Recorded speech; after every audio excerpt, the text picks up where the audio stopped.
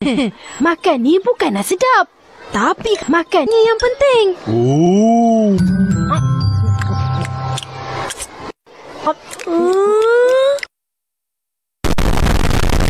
Aku nak rasa satu. Saya mau. Ambillah.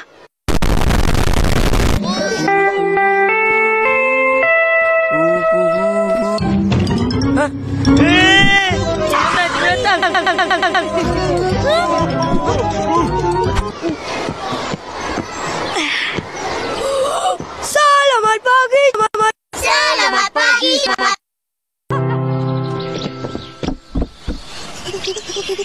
Opa, opa.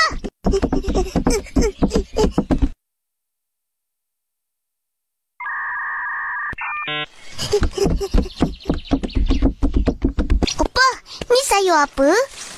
Ini bayam. Oh, tadi cikgu tanya. Kita orang tak tahu. Cucu opah tak tahu. Cikgu kata kerja rumah hari ni kena belajar nama sayur. Dengan hasilnya sekali. Nanti kita pergi jual kebun.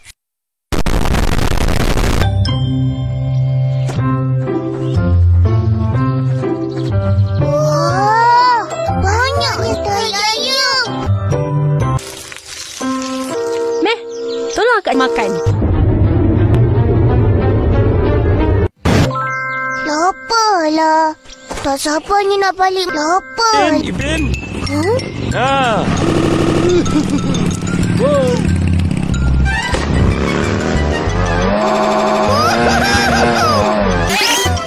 Atuk tengah buat apa?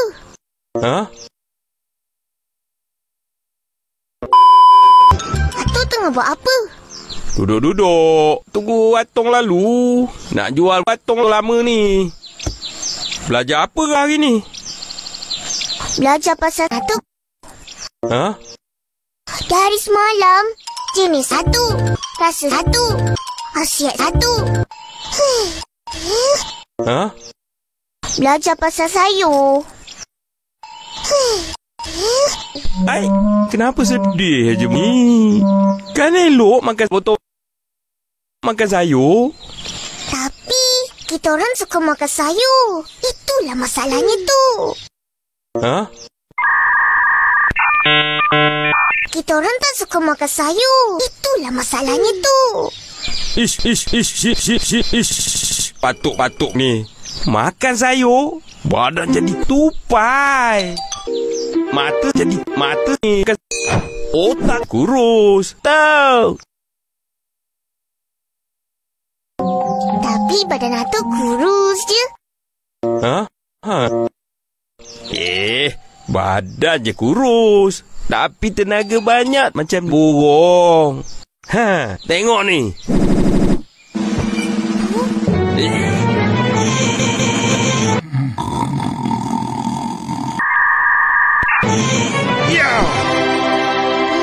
Wah, kurusnya tu. Sebab batuk makan botol-botol lama ni.